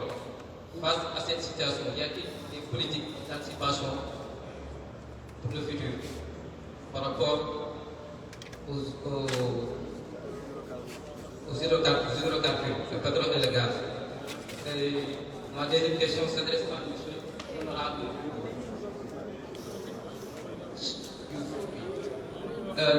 Tantôt dans votre discours, vous avez cité la loyauté à sa majorité. Cette loyauté risque-t-il pas de trahir la loyauté envers son peuple? Très bien, merci. Alors, nous avons d'abord la question sur le genre. Sur la parité, nous allons demander à Madame Sonia Djenga de répondre à cette question. Alors, est-ce que vous pouvez répéter votre question? La première question. C'est bon? Sur le timing, hein? Voilà. Et donc ça, voilà. Vous allez timing. Alors, on va écouter Juliette Djenga sur la question sur la parité. D'accord, peut-être après je vais compléter, mais vous savez, sur la communication, vous l'avez dit, la communication elle est importante et elle continue. À tout moment où on fait de la communication, c'est important. Parce que ce qu'on veut faire passer aujourd'hui, c'est ça. Et ceux qui sont en place, ils demandent un bilan. Et aujourd'hui, il y a certaines populations qui demandent la même chose. C'est bon de pouvoir, on va y parler. Donc, discuter et voir ce qu'il y a eu. Donc, il y a d'autres qui ne l'ont pas fait du tout. Alors, je crois que cette question aussi pourrait être posée à ces gens-là pour qu'ils puissent nous répondre. Pour Gaston, vous êtes toujours à l'Assemblée avec nous. Vous savez, aujourd'hui, la loi sur la parité, comme je dis, certains hommes ne l'acceptent pas. Mais la loi sur la parité, c'est un acquis pour les femmes. Et nous, femmes, en tout cas, on est là sur le point de conserver ces acquis et de pouvoir renforcer aussi ces acquis. Consolider ce que nous avons déjà. Parce que cette loi aujourd'hui, elle est importante. Ça a donné la présence des femmes aujourd'hui au niveau de cet hémicycle. Pour le bureau de l'Assemblée, vous avez bien vu que le premier bureau, quand on est venu en 2017, le bureau, on s'est battu pour que le bureau soit paritaire. Sans le président, parce qu'il est là élu pour 7 ans. Mais le bureau, commencé par le premier vice-président, le 8e devrait être une dame. Et vous avez assisté, on s'est battu, parce que c'est l'actuel président Pacto qui refusait de laisser ce poste. Mais en 2018, on s'est battu. Et nous avons bloqué l'Assemblée nationale. Toutes les femmes se sont levées pour dire non, parce qu'il nous faut une femme à la 8e place. Et ça a été un bureau paritaire. Et je pense qu'aujourd'hui, peut-être ce que vous demandez, que le président de l'Assemblée nationale ne soit pas avec un mandat fixe sur le nombre sur la durée de la législature, mais nous, en tout cas, on se bat pour qu'au moins que ça puisse être respecté. Et ce qu'on s'était dit finalement de 2018 à 2022, eh bien oui, ce bureau a été paritaire par rapport aux dispositions qui ont été prises par notre règlement intérieur. Donc c'est important aujourd'hui de consolider ça. Et peut-être vous aurez pu dire que dans les commissions, on puisse y avoir plus de femmes qui sont présidentes de commission. Donc ça, c'est ce que je voulais appeler.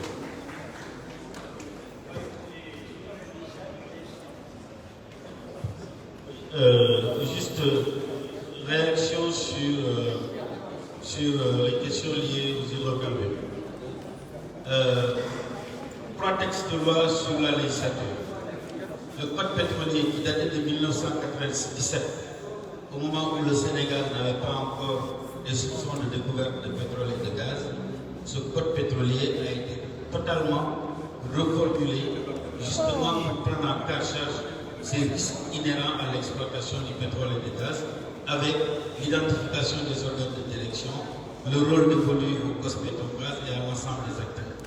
Deuxième texte de loi, la loi sur le contenu local sur les hydrocarbures, gaz et pétrole, faire en sorte que le secteur privé national puisse bénéficier des retombées de l'exploitation du pétrole et du gaz. Troisième texte de loi, la répartition des recettes tirées de l'exploitation du pétrole et du gaz. Je pense qu'avec ça, nous avons une architecture législative qui nous éloigne de la malédiction du pétrole. Moi, j'ai parlé du contenu local. contenu local, contrat de législature et régime présidentiel. C'est une question intéressante. Parce que j'entends beaucoup de discours, beaucoup de candidats promettre ciel et terre pour des élections législatives. Ce n'est pas le rôle de l'Assemblée nationale. Celui qui détermine la politique de la nation, c'est le président de la République. Il met en place un gouvernement qui est chargé de le mettre en œuvre. L'Assemblée nationale est dans une autre posture constitutionnelle de contrôle de l'action du gouvernement, de vote des lois, y compris des lois de finances qui permettent au gouvernement de recevoir les crédits pour pouvoir exécuter la politique qui, elle, est définie par le président de la République. Donc tous ceux qui promettent de transformer le Sénégal par des politiques publiques à travers les élections législatives, en réalité sont dans le leurre. Alors, le temps législatif et la procédure d'urgence. C'est vrai que nous avons eu ce débat à l'Assemblée nationale, c'est le débat que nous allons continuer d'avoir parce que moins nous aurons de procédure d'urgence, mieux ce sera. Mais la procédure d'urgence, vous ne pouvez pas l'enlever d'une assemblée parlementaire. Si vous allez en France, c'est ce qu'on appelle la procédure accélérée. C'est-à-dire que le gouvernement, par rapport à une certaine situation déterminée, peut, dans la mise en œuvre d'un certain nombre d'engagements, demander qu'un texte de loi présenté à l'Assemblée le fasse sous le sceau de la procédure d'urgence. Et notre texte dit que l'urgence est de droit lorsqu'il est demandé par le président de la République. Maintenant, dans le dialogue majorité parlementaire-gouvernement, nous sommes en train de travailler à amoindrir le recours à la procédure d'urgence pour laisser plus de temps aux députés pour examiner les textes de loi dans de bonnes conditions. Enfin, la parité dans le bureau de l'Assemblée. Ce débat, on l'a toujours eu, mais il faut clairement comprendre, on vous dit parité dans les listes à une élection. Si vous avez un président de l'Assemblée nationale qui est élu pour 5 ans, il n'est pas dans l'élection, dans le renouvellement du bureau, on ne peut pas le décompter. C'est-à-dire que les listes que nous recevons dans le renouvellement des bureaux annuellement, le président de l'Assemblée n'y figure pas parce que lui, il est élu pour 5 ans. C'est les autres, du 1er au 8e vice-président, du 1er au 6e secrétaire élu, les deux questions. C'est ça le bureau de l'Assemblée nationale. Mais regardez la composition, elle est paritaire. Si vous y intégrez maintenant le président de l'Assemblée nationale, qui lui n'est pas partie prenante à l'Assemblée, à l'élection, il faut sélectionner. Voilà, c'est ce que je peux vous dire. Merci. Merci beaucoup, chers amis et frères journalistes. Merci beaucoup, camarades. Merci beaucoup, honorable. Merci, monsieur le ministre. Merci à tous. Merci.